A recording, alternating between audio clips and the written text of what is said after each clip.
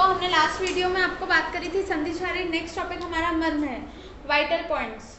तो vital points में अगर अपन मर्म की उत्पत्ति पे आते हैं, इसमें अपन बहुत कुछ देखेंगे। मर्म के बारे में पढ़ना मतलब बहुत इंटरेस्टिंग टॉपिक है और एग्जाम में बहुत 15 मार्क्स के लिए इसके क्वेश्चंस आते हैं। तो मैं आपको इसमें ट्रिक्स भी बताऊंगी कैसे क्या मर्म याद करना है और बहुत कुछ मैं आपको इसमें बताऊंगी। मर्म, अपन पहले मर्म के बारे में जानते हैं, मर्म होता क्या है आखिर। यहाँ पे आपको सुंदर सा डायग्राम भी दिख रहा होगा, सब बताएंगे इसके बारे में। तो मर्म की सबसे पहले उत्पत्ति एक दलहन के अकॉर्डिंग अगर अपन देखते हैं तो मर्म मार्यन्ति इति मर्माणि, मतलब मर्म क्या होता है, मर्म जिस पर आघात होता है उसे अपन मर्म कहते हैं। फिर मर्म की डेफिनेशन सुश्रुत शारीर में, सुश्रुत शारीर, हाँ मर्म का वर्णन भी सुश्रुत में बहुत अधिक मिलता है, मतलब अगर सबसे अच्छा वर्णन सुश्रुत में मिलता है। अगर आपको मर्म के बारे में पढ़ना है तो आपको सुश्रुत संहिता उठानी चाहिए। तो मर्म की यहाँ पे डेफिनेशन आएगी, मर्माणि नाम शिरा स्नायु अस्थि संधि सन्निपातः तेषु संभावत एवं विशेषण प्राणः तिष्ठन्ति।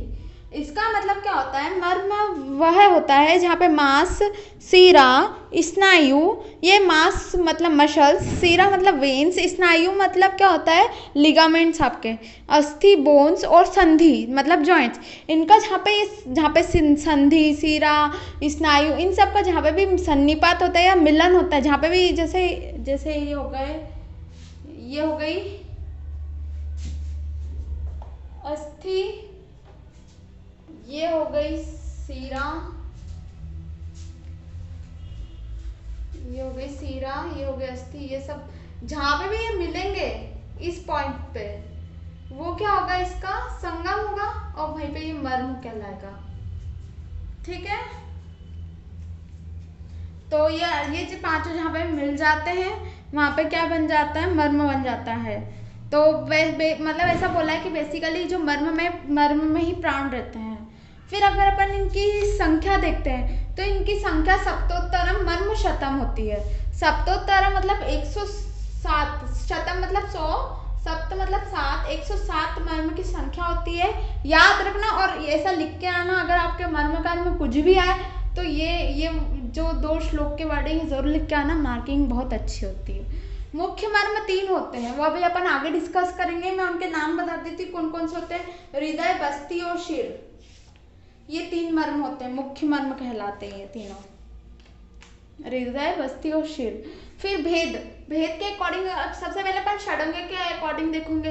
ये षडंग के अनुसार जितने भी आपको दिखते हैं ना, जैसे संधि में देखेंगे, बोन्स में देखेंगे, इन सबको एक कॉपी में कंपैरिजन वाइज लिख लेना जिससे आप कंफ्यूज ना हो आगे।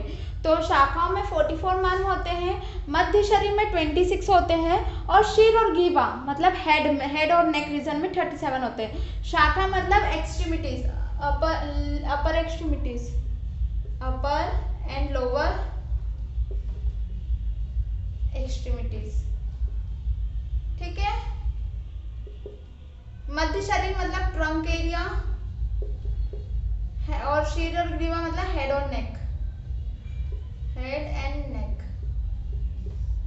ठीक है, तो शाखाओं में 44 हो गया, मध्य शरीर में 26, शिर और ग्रीवा में 37 और ऐसे करके टोटल मर्मों की संख्या 107 हो गई। फिर अगर आपको मर्म के अगर मतलब भेद वगैरह पूछे एग्जाम में तो प्लीज ऐसा डायग्राम जरूर बना के ना, भले बाल वगैरह मत बनाना, ये मैंने ऐसे ही आपको बताने के लिए बना दिया, बाकी इस टाइप से डायग्राम जरूर बनाना। और अगर किसी को ये भी टाइप कठिन लग रहा हो तो मैं आपको सिंपल से बता देती हूँ।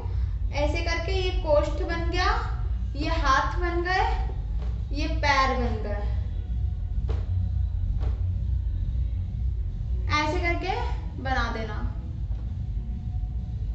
तो ये भी डायग्राम आप बना सकते हो, मैंने ऐसे थोड़ा एक्स्ट्रा बता दिया। तो शिर और ग्रीवा में 37 हो गए, ये मध्य शरीर हो गया, ये 26 हो गया, यहाँ पे लिख भी सकते हैं 26, हेड और नेक में 37 और अपर एक्सट्रीमिटीज और लोअर एक्सट्रीमिटीज में 44। ठीक है, तो चलिए हम आते हैं नेक्स्ट टॉपिक पे। नेक्स्ट टॉपिक हम परिणाम और साध्यता के अकॉर्डिंग देखेंगे। तो स्टूडेंट्स, नेक्स्ट टॉपिक हमारा परिणाम के अनुसार साध्यता। साध्य मतलब जो ट्रीटेबल होगा, असाध्य मतलब जो नॉन ट्रीटेबल, मतलब जिनकी चिकित्सा नहीं की जा सकती। ये दोनों वर्ड्स आके बहुत आएंगे, प्लीज इनको ध्यान से समझना। जो मर्म जिसका अपन ट्रीटमेंट कर सकते हैं और जो ठीक हो सकता है, मतलब जो एकदम ट्रीटेबल है, जैसे कि अगर किसी को इंजरी हो गई छोटी मोटी तो वो ट्रीटेबल है, बट ऐसे ही अगर कोई कैंसर है तो वो असाध्य हो जाएगा, अनट्रीटेबल है, मतलब ट्रीट तो करते पर फिर वो ठीक होने के चांसेस क्या रहते हैं, ना के बराबर, नेग्लिजिबल। तो वही है। वैसे मर्म में भी ऐसा होता है। तो अगर परिणाम के अकॉर्डिंग देखते हैं तो मर्म 5 प्रकार के होते हैं। याद रखना, परिणाम और एक होता है परिमाण, दोनों में डिफरेंस होता है। तो परिणाम, एक एग्जाम में अगर क्वेश्चन आए परिणाम के अकॉर्डिंग तो परिमाण लिख देते बहुत से बच्चे, और कुछ बच्चे परिमाण के अकॉर्डिंग में परिणाम लिख देते हैं। तो थोड़ा ये ध्यान रखना, कंफ्यूजन मत रखना। तो परिणाम के अकॉर्डिंग मर्म जो रहेंगे 5 होते हैं। कौन कौन से? सद्य प्राणहर मर्म, मतलब जो तुरंत जिससे डेथ हो जाती है, सद्य मतलब इंस्टेंटली जिससे डेथ हो जाएगी वो। कालांतर प्राणहर मर्म, कालांतर नाम से समझ पड़ रहा है, मतलब थोड़े टाइम बाद जिससे डेथ होगी। फिर विषल्लग्न मर्म, मतलब जब तक शल्य रहेगा तब तक जान बची रहेगी, शल्य निकलते से ही इसकी जान जा सकती है।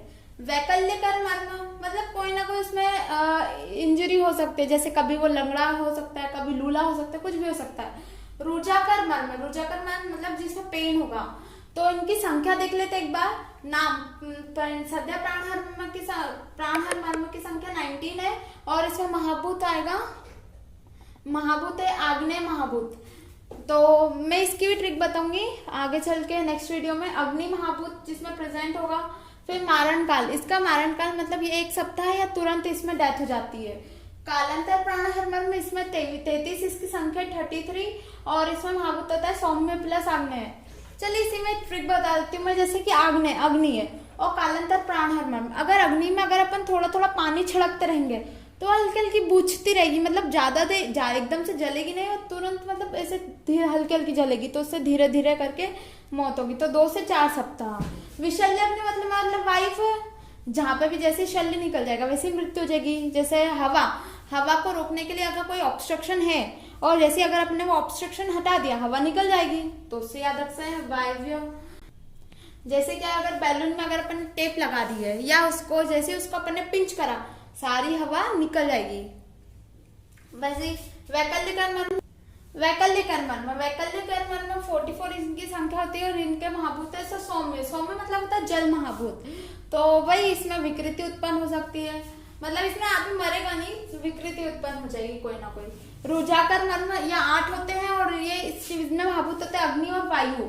तो इनमें पीड़ा सिर्फ पीड़ा होगी और कुछ भी नहीं होगा, मतलब पर पीड़ा भी बहुत ज्यादा होती है, पेन होता है। फिर रचना के अकॉर्डिंग अगर अपन मर्म देखते हैं तो रचना के अकॉर्डिंग में 5 मर्म होते हैं। मांस मर्म जो कि 11 होते हैं, सीरा मर्म 41 होते हैं, स्नायु मर्म 27 होते हैं, अस्थि मर्म 8 होते हैं, और संधि मर्म 20 होते हैं। ऐसे करके टोटल मर्मों की संख्या 107 होती है। जैसे कि अपन ने डेफिनेशन भी पढ़ी थी, मांस, सीरम, स्नायु, अस्थि, संधि, मर्माणी, सन्निपाता करके अपन ने डेफिनेशन पढ़ी थी। तो वही हो जाएगा, ये समझ ली, मांस हो गई, ये सीरा हो गई, ये स्नायु हो गई, ये अस्थि हो गई, और ये संधि हो गई। तो ऐसे करके मांस से जहाँ पे भी सन्निपात होता है वहां पे क्या होता है, मर्म होता है। तो अगर मांस मर्म जितने रहते हैं, जो भी मांस पे प्रेजेंट हो गए, जो मांस मर्म होते हैं वो 11 होते हैं, जो सीरा पे प्रेजेंट होते हैं वो 41 होते हैं, जो स्नायु पे प्रेजेंट होते हैं वो 27, अस्थि पे प्रेजेंट होने वाले 8 होते हैं, संधि पे प्रेजेंट होने वाले 20 होते हैं। तो ऐसे करके वो 107 मर्म। फिर आते परिमाण के अकॉर्डिंग। परिमाण मतलब मेजरमेंट एक टाइप से बोल सकते हो आप। तो परिमाण मतलब आधा अंगुल प्रमाण जिसका होगा, 1 अंगुल मतलब इतना रहता है, इतना 1 अंगुल रहेगा। तो अगर आधा अंगुल है तो वो आधे अंगुल वाले जितने भी मर्म होते हैं 56 मर्म, हाफ अंगुल, ठीक है। फिर 1 अंगुल प्रमाण वाले 14 होते हैं, 2 अंगुल प्रमाण वाले 4 होते हैं, 3 अंगुल वाले, त्रि मतलब 3, द्वि मतलब 2, 3 अंगुल प्रमाण वाले होते हैं, मतलब जिनका प्रमाण इतना रहता है, इतने। जैसे जानु मर्म या कुछ आणी मर्म जो रहता है वो उसका प्रमाण 3 अंगुल रहता है। ऐसे करके ये भी 4 होते हैं। तो 2 और 3 जो अंगुल प्रमाण वाले होते हैं वो 4 होते हैं। चतुर अंगुल प्रमाण मतलब 29 होते हैं। तो ऐसे करके इन मर्मों की भी संख्या 107 हो गई। तो स्टूडेंट्स आज के लिए इतना ही, फिर नेक्स्ट वीडियो में हम इसके बारे में डिटेल में पढ़ेंगे। आई होप आपको आज का वीडियो समझ में आया होगा। तो अगर वीडियो समझ में आए तो प्लीज़ वीडियो को लाइक शेयर सब्सक्राइब करना ना भूलें, बेल आइकन पर क्लिक करें। तो चलिए हमने मिलते हैं नेक्स्ट वीडियो के साथ, तब तक के लिए गुड बाय, थैंक यू।